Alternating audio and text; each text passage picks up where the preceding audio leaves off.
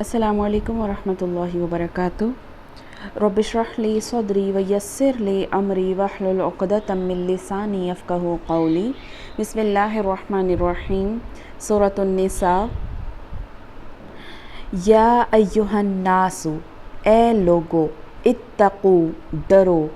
ربکم الذی، رب کم تمہارا، الذی جس نے، خلق پیدا کیا، کم تم سب کو،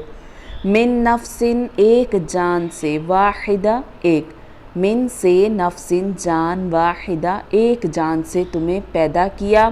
وخلق اور پیدا کیا، منہا اس سے، زوجہا اس کا جوڑا، وبث اور پھیلائے، منہما ان دونوں سے، رجالن مرد، کثیرن بہت سے، ونساء اور عورتیں، واتقوا اور ڈرو، اللہ سے، الذی جس نے، تساءلون، الذی جس کے نام سے، جس نے یا جس کے نام سے، تساءلون تم سوال کرتے ہو، بہ آپس میں، والارحام اور ارحام سے،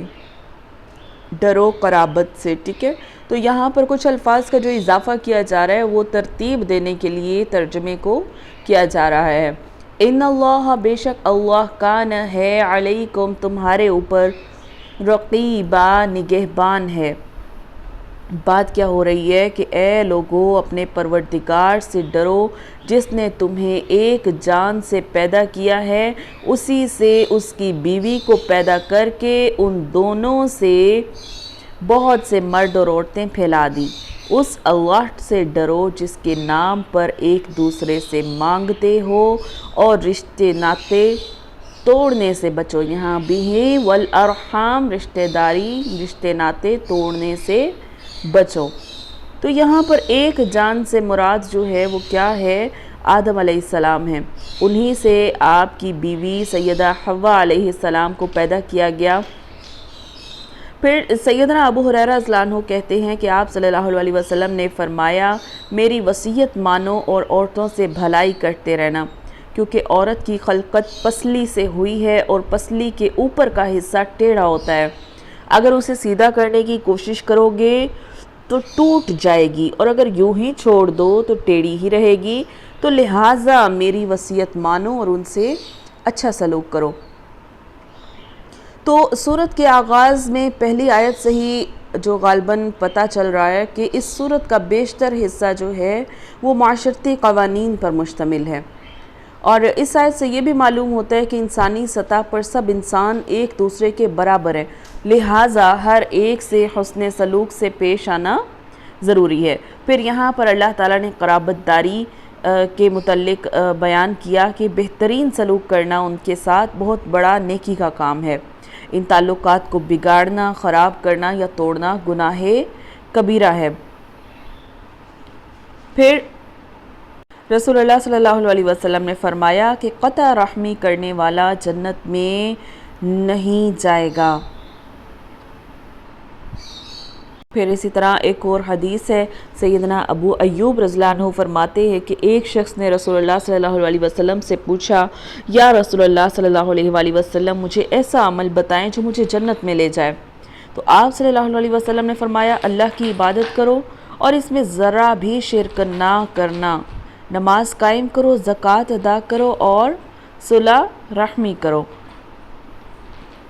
وَآتُوا اور دو، یتامیٰ یتیموں کو، اموالہم ان کے مال، وَلَا تَتَبَدَّلُوا اور نہ تم بدل ڈالو، خبیثہ ناپاک کو، بالطیب پاک کے بدلے، وَلَا اور نہ تَأْکُلُوا تم کھاؤ، اموالہم ان کے مالوں کو، اِلیٰ اموالکم اپنے مالوں سے ملا کر، انہو بے شک وہ، کان ہے، حوباً گناہ، کبیراً بڑا گناہ ہے۔ آیت کا مطلب کیا ہے کہ یتیم جب بالغ اور باشعور ہو جائیں تو ان کا مال ان کے سپرد کر دو۔ خبیث سے گھٹیا چیزیں اور طیب سے عمدہ چیزیں مراد ہیں، یعنی ایسا نہ کرو کہ ان کے مال سے اچھی چیزیں لے لو اور محض گنتی پوری کرنے کے لیے گھٹیا چیزیں ان کے بدلے میں رکھ دو۔ تو ان گھٹیا چیزوں کو خبیث، ناپاک، اور عمدہ چیزوں کو طیب یعنی پاک سے تعبیر کر کے اس طرف بھی اشارہ کر دیا کہ جس طرح بدلایا گیا مال جو کہ اگرچہ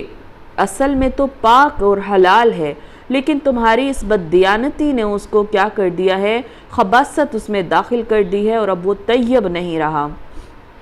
بلکہ تمہارے حق میں وہ ناپاک اور حرام ہو گیا ہے۔ اس طرح بددیانتی سے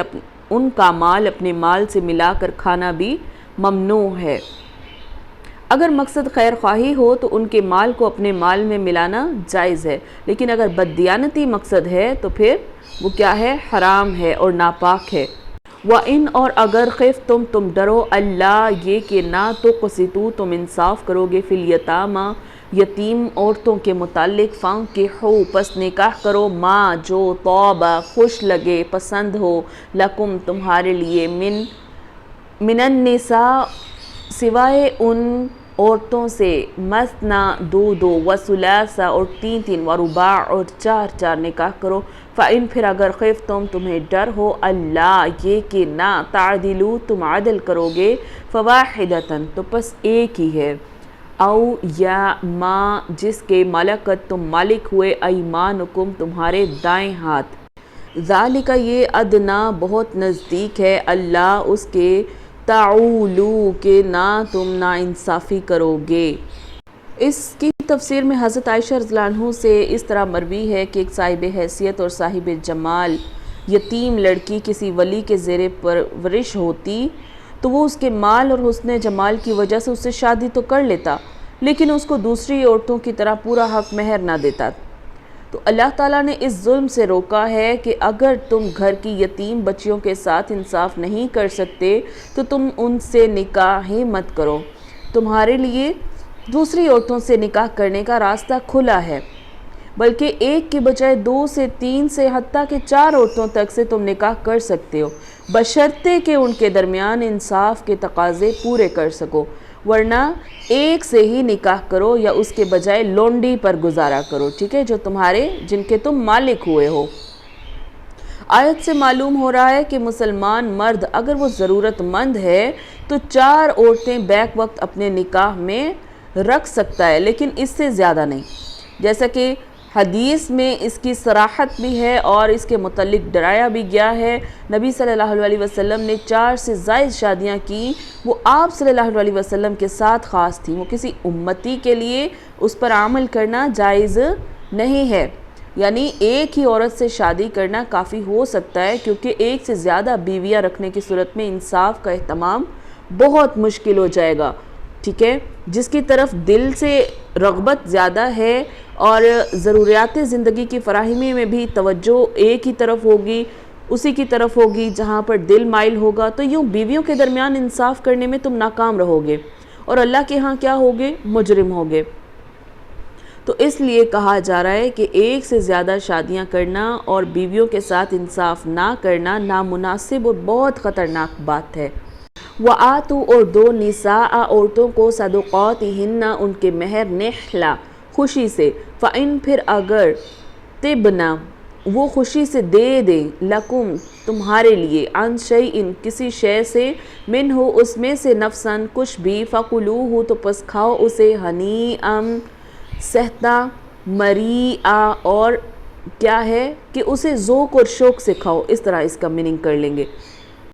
کیا بات کی جا رہی ہے کہ عورتوں کو ان کے مہر راضی خوشی سے دے دو، ہاں اگر وہ خود اپنی خوشی سے کچھ مہر چھوڑ دیں تو اسے شوق سے خوش ہو کر کھاؤ پیو۔ کیا کہا جا رہا ہے کہ یتیم لڑکیوں اور ان کے حق مہر کا بیان ہے نا، تو عام عورتوں کے حق مہر کے متعلق بھی یہاں پر تاکید فرما دی۔ کیا تاکید فرما دی کہ ان کے حق مہر انہیں رضا اور رغبت کے پورے جو ہیں وہ ادا کر دو، ٹھیک ہے،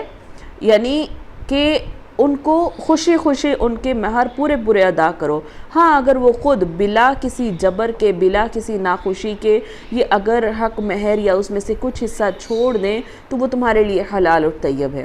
لیکن کیا ہے ان کا حق مہر یا اس کا کچھ حصہ معاف کرانے میں ہیرا پھیری سے ہرگز کام نہیں لیا جائے گا۔ وَلَا تُؤْتُوا اور مت دو سفہاء بے وقوفوں کو اموالکم ان کے مال التی جو جعل بنایا یا کیا اللہ نے لکم تمہارے لیے قیاماً کیا کیا معیشت کا سبب، وارزقوہم اور کھلاؤ ان کو فیہا اس میں سے، وکسوہم اور پہناؤ ان کو، وقولوا اور کہو لہم ان کے لیے قولا معروفا، بھلی بات کہو۔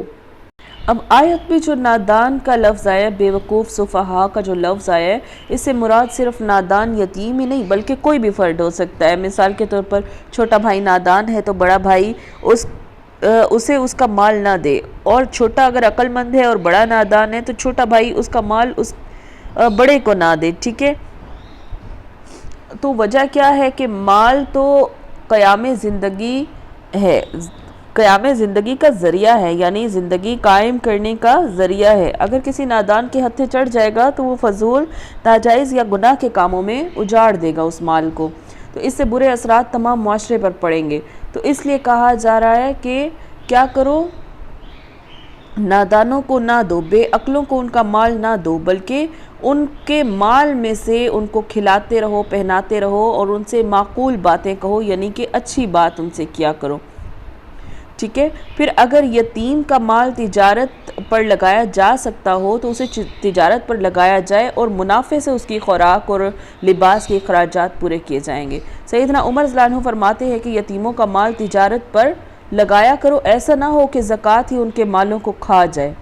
تو اس سے دو باتیں پتہ چل گئیں، ایک تو یہ کہ یتیموں کے مال بھی اگر حد نصاب کو پہنچ جائیں تو ان پر بھی زکوٰۃ لاگو ہوگی، اور دوسرا یہ کہ جہاں تک ممکن ہو یتیموں سے ان کے اموال سے خیر خواہی ضروری ہے۔ اگلی آیت دیکھیے، وَابْتَلُوا، اور آزمایا کرو یتامى یتیم کو، حتیٰ یہاں تک کہ اذا جب بلغوا وہ پہنچ جائے نکاح کو، فَإِن پھر اگر آنستم تم پاؤ منہم ان میں رشدن ہوشیاری، فَادْفَعُوا پس حوالے کر دو الیہم ان کی طرف اموالہم ان کے مالوں کو، وَلَا تَأْكُلُوهَا اور مت کھاؤ ان کو، اسرافاً زیادتی کرتے ہوئے، وَبِدَارًا اور جلدی سے، أَن يَكْبَرُوا اس سے کہ وہ بڑے ہو جائیں۔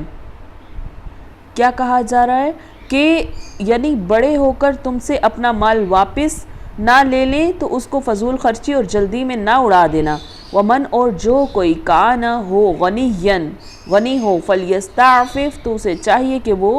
بچے، پرہیز کرے۔ ومن کان اور جو کوئی ہو فقیرا فقیر، فلیاکل پس کھائے، بالمعروف انصاف کے ساتھ، بھلے طریقے سے۔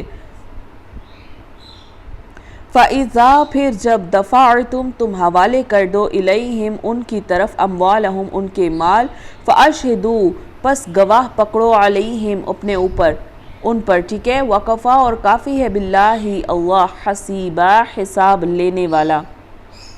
کیا کہا جا رہا ہے کہ یتیموں کو ان کے بالغ ہونے تک سدھارتے اور آزماتے رہو،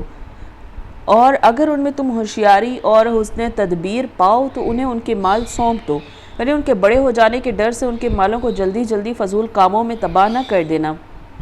ٹھیک ہے۔ مالداروں کو چاہیے کہ ان کے مال سے بچتے رہیں، ہاں اگر کوئی مسکین ہے، محتاج ہے تو وہ دستور کے مطابق واجبی طریقے سے کھا لے، پھر جب انہیں ان کے مال سونپو تو گواہ بنا لو، اور دراصل حساب لینے والا اللہ ہی ہے جو کافی ہے۔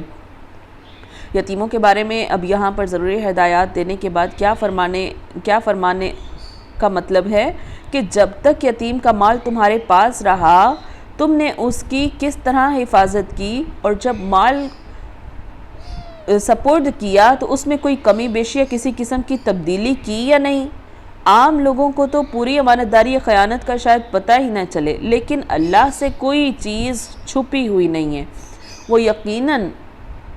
جب تم اس کی بارگاہ میں جاؤ گے تو تم سے حساب لے گا۔ اس لیے حدیث میں آتا ہے کہ یہ بہت بڑی ذمہ داری کا کام ہے۔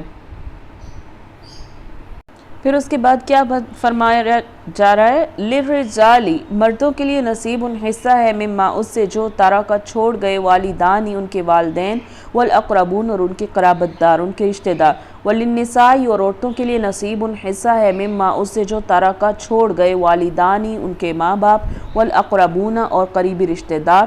مما اس میں سے جو قل منہ تھوڑا ہو اس سے، او کثر یا زیادہ ہو، نصیباً حصہ ہے، مفروضہ مقرر کیا ہوا۔ آیت کا کیا مطلب ہے؟ تو دیکھیے، اسلام سے پہلے ایک یہ ظلم بھی تھا کہ عورتوں کو اور چھوٹے بچوں کو وراثت سے حصہ نہیں دیا جاتا تھا،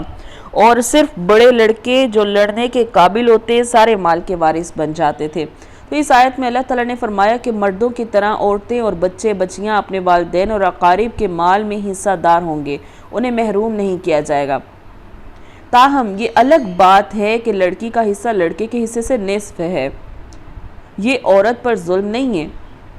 بلکہ اسلام کا یہ قانون میراث ہے، عدل و انصاف کے تقاضوں کے بالکل مطابق ہے، کیونکہ عورت کو اسلام نے معاش کی ذمہ داری سے فارغ رکھا ہے اور مرد کو اس کا کفیل بنایا ہے۔ ٹھیک ہے، عورت کے پاس مہر کی صورت میں مال آتا ہے جو ایک مرد ہی اسے ادا کرتا ہے، اس لحاظ سے عورت کے مقابلے میں مرد پر کئی گنا زیادہ مالی ذمہ داری ہیں۔ اس لیے اگر عورت کا حصہ آدھے کی بجائے مرد کے برابر ہوتا تو یہ مرد پر ظلم ہوتا، کیونکہ اللہ تعالیٰ نے کسی پر بھی ظلم نہیں کیا، کیونکہ وہ کیا ہے؟ عادل ہے اور حکیم ہے۔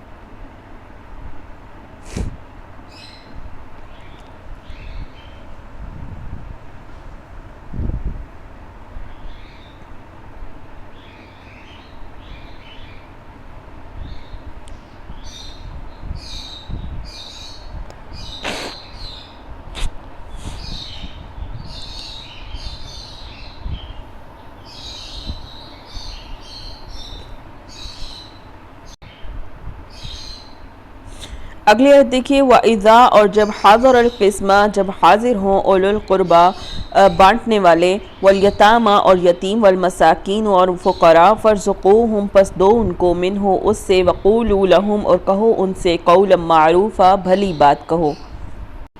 اسے بعض علماء نے اس آیت کو میراث سے منسوخ قرار دیا ہے، لیکن صحیح تر بات یہ ہے کہ یہ منسوخ نہیں ہے، بلکہ ایک بہت ہی اخلاقی ہدایت ہے کہ امداد کے مستحق رشتہ داروں میں سے جو لوگ وراثت میں حصے دار بھی نہیں ہیں انہیں بھی تقسیم کے وقت کچھ دے دو۔ ٹھیک ہے، اور اس کے بعد ان سے کیا ہے؟ پیار محبت کے انداز میں بات کرو، دولت کے آتے ہوئے دیکھ کر قارون اور فرعون نہ بن جاؤ۔ کہنے کا مقصد کیا ہے کہ ترکے کی تقسیم کے وقت اگر کچھ محتاج، یتیم، فقیر قسم کے لوگ یا دور کے رشتہ دار آ جائیں تو انہیں کچھ نہ کچھ دے دیا کرو۔ ایسے نہ ہو کہ تم تنگ ظرفی سے کام لو، اور اگر ایسا نہ کر سکو، انہیں کچھ نہ دے سکو، تو کم از کم ان سے نرمی سے جواب تو دو ان کو۔ مثلا یہ کہہ دو کہ یہ مال یتیموں کا ہے، یا پھر میت نے ایسی کوئی وصیت نہیں کی، وغیرہ وغیرہ، یعنی ان سے بھلی بات کہو۔ وَلْيَخْشَ الَّذِينَ اور چاہیے کہ ڈرے، الَّذِينَ وہ لوگ جو لو اگر ترکو وہ چھوڑ جائے، من خلفہم اپنے پیچھے، ذریۃً اولاد، ضعافاً نادان، ناتوان، کمزور، خوافوا تو ڈریں، علیہم اوپر ان کے، فلیتقوا اللہ پس چاہیے کہ وہ ڈریں اللہ سے، ولیقولوا اور وہ کہیں، قولا سدیدا سیدھی معقول بات کہیں۔ کیا مقصد ہے اس آیت کا؟ یعنی کہ اگر تم اس حال میں مر جاؤ کہ پیچھے چھوٹی چھوٹی اولاد چھوڑ جاؤ تو تمہیں یہ ضرور خیال آئے گا کہ میرے بعد ان بچوں سے بہتر سلوک ہو۔ تو ایسے ہی وہ یتیم اس وقت جو تمہارے زیر کفالت ہیں، اللہ سے ان کے متعلق ڈرتے رہو اور ویسا ہی ان سے سلوک کرو، اور کوئی ایسی بات نہ کہو جس سے یتیموں کا دل آزاری ہو جائے، یا جو بات کرو ان کے حق میں بھلائی کی کرو۔ اس دور میں یتیموں اور بیواؤں سے جس طرح کا سلوک کیا جاتا ہے تو ان کے لیے اس حدیث پر جو ہے وہ واضح روشنی ڈالی جا سکتی ہے۔ اس سے سمجھا جا سکتا ہے کہ سیدنا جابر رضی اللہ عنہ کہتے ہیں کہ سعد رضی اللہ عنہ بن ربیع کی بیوی اپنی دو بیٹیوں کے ہمراہ رسول اللہ صلی اللہ علیہ وسلم کی خدمت میں حاضر ہوئی اور کہنے لگی، یہ سعد بن ربیع کی بچیاں ہیں اور ان کا باپ جنگ احد میں شہید ہو گیا ہے۔ بچیوں کے چچا سعد بن ربیع کے بھائی نے سعد کے سارے ترکے پر قبضہ کر لیا ہے اور ان کے لیے کچھ بھی نہیں چھوڑا، اور مال کے بغیر ان کا نکاح بھی نہیں ہو سکتا۔ تو آپ صلی اللہ علیہ وسلم نے فرمایا اللہ تعالیٰ خود اس معاملے میں فیصلہ فرمائے گا۔ پھر میراث کی آیات نازل ہوئی تو رسول اللہ صلی اللہ علیہ وسلم نے سعد کے بھائی کو بلایا اور فرمایا کہ ترکے میں سے 2/3 تو سعد کی بچیوں کو دو، 8واں حصہ ان کی والدہ کو دو، باقی جو بچے وہ تمہارا ہے، ٹھیک ہے۔ تو آگے دیکھیے، ان الذین، بے شک وہ لوگ جو یاکلون، جو کھاتے ہیں، اموال، مال یتامى، یتیموں کا، ظلم سے، انما، سوائے اس کے نہیں کہ یاکلون، وہ کھاتے ہیں، فی بطونہم، اپنے پیٹوں میں، نارن، آگ، وسیصلون، اور کیا ہے البتہ وہ جائیں گے، سعیرا، آگ میں جائیں گے۔ یتیم کے مال کھانے کے متعلق وعید آ گئی۔ رسول اللہ صلی اللہ علیہ وسلم نے فرمایا کہ یہ گناہ کبیرہ ہے۔ اس کے علاوہ فرمایا کہ 7 ہلاک کرنے والے گناہوں سے بچو۔ صحابہ نے پوچھا وہ کون سے ہیں؟ تو فرمایا اللہ کے ساتھ شرک کرنا، جادو کرنا، کسی جان کو قتل کرنا جو اللہ نے حرام کیا ہے اسے تم قتل کر دو، یا سود کھاؤ، یتیم کا مال کھاؤ، لڑائی میں پیٹ پھیٹ جاؤ، یا پاک دامن مومن عورتوں پر تہمت لگاؤ، تو ایسے گناہوں سے کیا ہے، بچو۔ اس کے علاوہ آپ صلی اللہ علیہ وسلم نے معراج کا واقعہ بیان کرنے کے دوران فرمایا کہ میں نے چند لوگوں کو دیکھا جن کے ہونٹ اونٹوں جیسے تھے، اور ایک فرشتہ ان کے منہ کھول کر، ان کے ہونٹوں کو کھول کر منہ میں آگ کے انگارے ڈالتا تھا تو وہ ان کے نیچے سے نکل جاتے تھے اور وہ درد کے مارے چیختے چلاتے تھے۔ پھر فرشتہ اور انگارے ان کے منہ میں ڈال دیتا اور انہیں مسلسل یہ عذاب ہو رہا تھا۔ میں نے جبرائیل علیہ السلام سے پوچھا کہ یہ کون لوگ ہیں؟ تو جبرائیل علیہ السلام نے جواب دیا یہ وہ لوگ ہیں جو یتیموں کا مال ناحق کھایا کرتے تھے۔